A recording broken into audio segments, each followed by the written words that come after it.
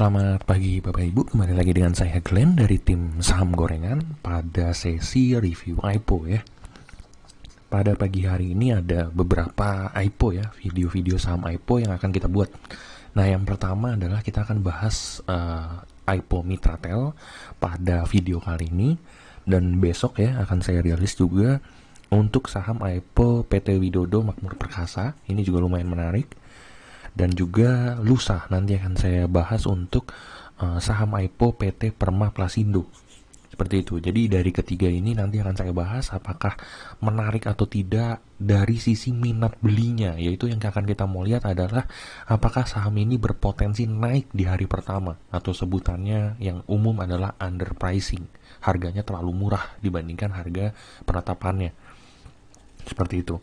Nah, ini akan saya bahas beberapa step dulu ya. Yang pertama akan saya lihat dari kira-kira sentimen-sentimen apa sih yang menarik dari saham-saham itu ya, saham-saham tersebut. Lalu kita akan lihat dari 7 penilaian khas dari saham IPO, apakah underpricing atau tidak, seperti itu. Nah, kita mulai dulu pada video kali ini ya, tentang Mitratel ya. Mitratel, pertama saya mau tunjukin dulu sedikit ya, kalau Mitratel ini sebenarnya perusahaan yang cukup menarik ya. Perusahaan ini sahamnya 99,99% itu dimiliki oleh Telkom Indonesia. Dan 0,01% itu oleh MDI Ventures ya. Nah, di sini Telkom Indonesia ini menjadi pemilik saham terbesar saat ini sampai dengan prospektusnya diterbitkan, dan nantinya akan diberikan juga ke publik. Lebih besar dari kepemilikan Telkom ya. Saat ini Telkom memiliki sekitar 13 triliun kalau saya tidak salah, dan akan dibelikan di publik. Jika harga penetapannya adalah yang tertinggi, maka nanti akan diberikan publik sekitar 25 triliun. Nah, 25 triliun ini adalah angka terbesar saham yang pernah IPO setelah Bukalapak sebelumnya, sekitar saya agak lupa 20 triliunan kayak gitu ya. Jadi Mitratel ini adalah yang tertinggi, jadinya lumayan hype ya tentang Mitratel ini, apakah menarik atau enggak, dan lain-lain. Nah, yang cukup menarik adalah 2 poin sebenarnya kalau saya lihat. Saya nggak lihat dari segi fundamentalnya atau apa terlalu banyak ya. Saya mau lihat dari segi minatnya. Yang menarik itu ada 2 poin. Yang pertama adalah saham Mitratel ini adalah saham BUMN yang sudah lumayan lama nggak dirilis ya. Jadi IPO terakhir dari BUMN itu adalah di tahun 2013 kalau nggak salah ya, Semen Batu Raja. Nah, jadi Mitratel ini setelah hampir 8 tahun baru ada saham BUMN yang IPO lagi, yaitu Mitratel ini. Nah, nanti kita lihat nih, saham BUMN itu adalah saham yang menarik saat di IPO. Jadi minat belinya saat IPO itu tinggi sekali dari histori saham BUMN. Nanti kita akan lihat contohnya dari histori saham SMBR. Yang kedua adalah saham yang sektornya ini adalah telekomunikasi ya. Nah, ini saham distribusi menara ini ya, atau pendiri konstruksi menara ini, itu saingannya Tower dan juga Tebik ya. Dan Mitratel ini langsung mengalahkan market value dari keduanya. Dan Tower dan Tebik pun saat IPO itu minatnya sangat tinggi sekali. Nah, ini saya kasih lihat sedikit ya tentang harga IPO saham SMBR dan juga Tower dan Tebik. Nah, di sini SMBR saya ngeliatnya dari chart weekly ya, biar saya nggak geser ke kiri terlalu lama. Nah, ini di SMBR ini, di saat di minggu pertama dia IPO, dia naik 22%. Artinya saham ini underpricing di saat dia IPO. Minatnya tinggi sekali masyarakat untuk saham BUMN. Nah, lalu kita lihat di Tebik dan Tower ya. Tebik dan Tower ini juga sama. Ya, di minggu pertama dan minggu kedua itu dia bahkan masih naik, tertingginya bahkan sekitar 30% di minggu kedua ya. Dan Tower pun juga sama di saat dia IPO di minggu pertama ya. Kita lihat nih, di minggu pertama dia IPO itu dia naik 52%, tinggi sekali. Bahkan harganya ini masuk ke fraksi yang rendah, dimana fraksi yang rendah untuk saham IPO itu selalu menarik, jadi naiknya tinggi sekali, 52%.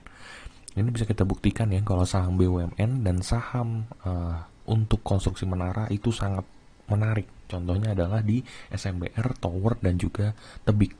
Seperti itu. Nah, kita masuk lagi ke membahas prospektus sedikit dari si masuk ke dalam laporan keuangan yang diterbitkan di prospektus. Ya, di laporan keuangan yang diterbitkan prospektus bisa dilihat secara singkat aja kalau total aset dan total ekuitas itu terus meningkat dari tahun 2018.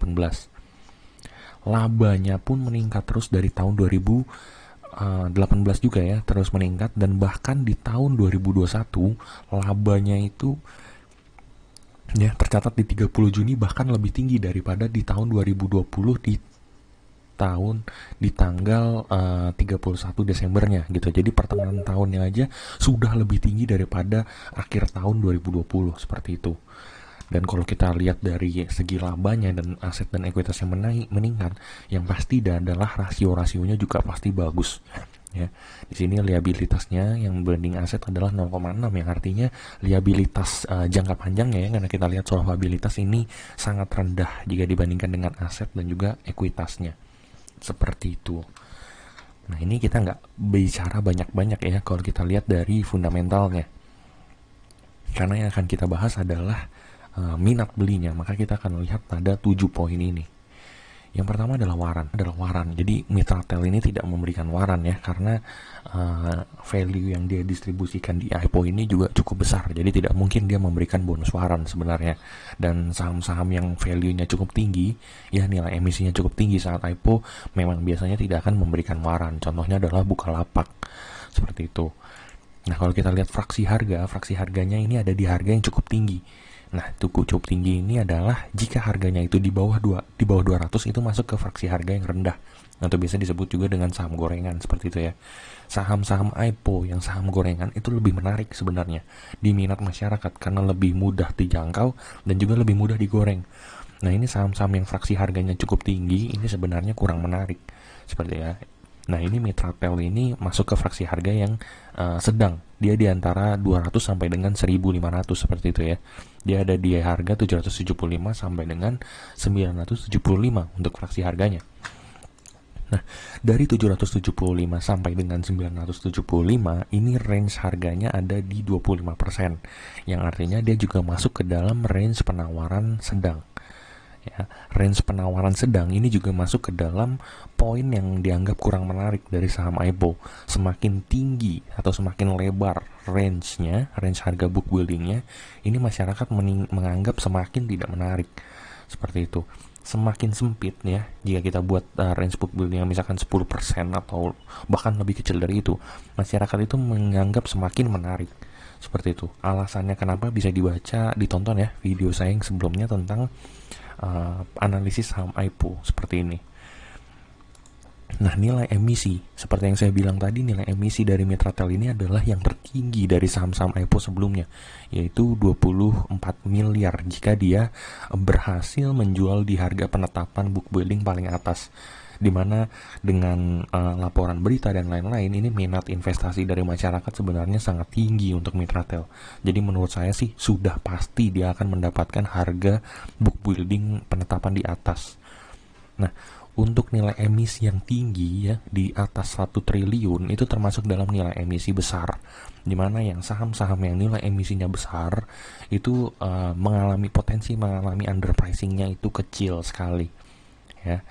Nah, ini jadi sedikit seperti sentimen negatif ya kalau kita melihat untuk minat dari masyarakat, karena kalau sudah melihat emisinya besar, masyarakat itu biasanya cenderung tidak tertarik kayaknya apakah nanti akan digoreng seperti itu di hari pertama atau tidak, itu menjadi pertanyaan karena nilai emisinya terlalu besar seperti itu. Nah, yang kelima kita masuk ke tujuan perusahaan itu melakukan IPO. Nah, dari tujuan perusahaan melakukan IPO itu sebenarnya ada teorinya. Apakah apakah dari dana yang dibutuhkan itu logis atau tidak? Misalkan dia meminta tadi 25 triliun ya.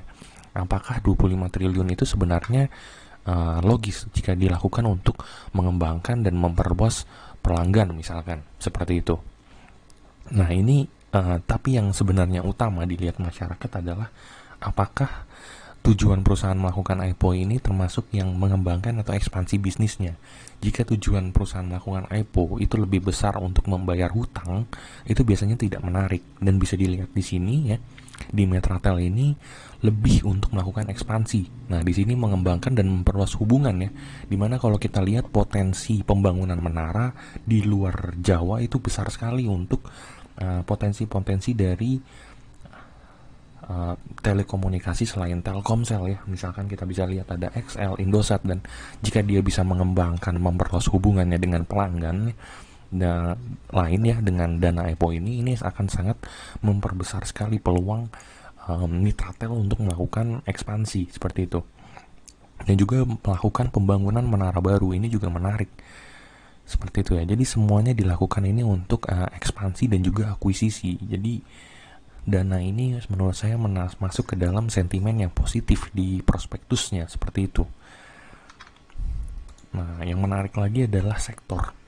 Nah, kalau kita lihat Mitratel ini sebenarnya masuk ke dalam sektor telekomunikasi mungkin ya, telekomunikasi, dan karena dia juga pembangunan menara ya, mulai dari konstruksinya, distribusinya, dan juga sampai dengan aktivitas penunjang dari menara tersebut, maka kita bisa juga masukkan ke dalam konstruksi non bangunan ya, karena kita masuknya adalah ke subsektor. Nah, konstruksi non bangunan ini adalah subsektor yang paling menarik untuk mengalami underpricing. Ya, jadi dia tertinggi untuk mengalami underpricing seperti itu. Jadi dari sisi subsektor pun Mitratel ini positif seperti itu. Nah, dan kalau kita lihat dari reviewnya kita berikan poin. Untuk waran dia mendapatkan poin 1 karena tidak memberikan waran. Ini sudah pasti. Subsektor dia masuk ke dalam poin 3 karena salah satu menjadi subsektor yang menarik. Nah, jarak atau range harga penawaran ini masuk ke poin 1 karena dia poin 2 karena dia poinnya range-nya sedang. Dia di sekitar 25%. Nah, di penetapan harga penawaran ini belum ada karena saya membuat video ini saat masa fase book building. Nah, jadi ini akan saya ganti dengan minat masyarakat dari sentimen beritanya. Nah, ini masuk ke dalam poin 3 karena kita bisa lihat sentimennya adalah dari BUMN dan telekomunikasi yang sangat tinggi sentimennya. Nah, dari nilai emisi, ini nilai emisinya besar, maka kita berikan poin 1. Dari fraksi harga masuk ke dalam fraksi harga sedang. Nah, ini ada di poin 2. Dan penggunaan dana IPO, dia menggunakannya untuk ekspansi 100% dan akuisisi. Maka ini masuk ke dalam poin 3. Nah, ada beberapa poin yang memang kurang menarik dari Mitratel ini ya. Jadi, dia mendapatkan 71% probability untuk naik atau mengalami underpricing. Dimana kalau kita melihat 71% ini adalah spekulatif buy. Nah, ini angkanya mirip-mirip dengan Bukalapak ya. Dia masuknya ke dalam spekulatif buy. Nah, ini sebenarnya bisa dikatakan hampir ya, sebenarnya saya bisa bilang hampir dia akan mengalami kenaikan di hari pertama, atau bisa saya bilang bahkan mungkin mengalami arah di hari pertama ya. Tapi ini kasusnya sih mirip-mirip dengan Bukalapak ya. Mungkin di hari kedua atau ketiga ini akan mengalami koreksi. Jadi menurut saya sih karena sifatnya adalah spekulatif buy ya, karena emisinya juga terlalu besar, menurut saya bisa dilakukan beli untuk Mitratel ini, tapi dengan risk yang cukup tinggi seperti itu. Terima kasih.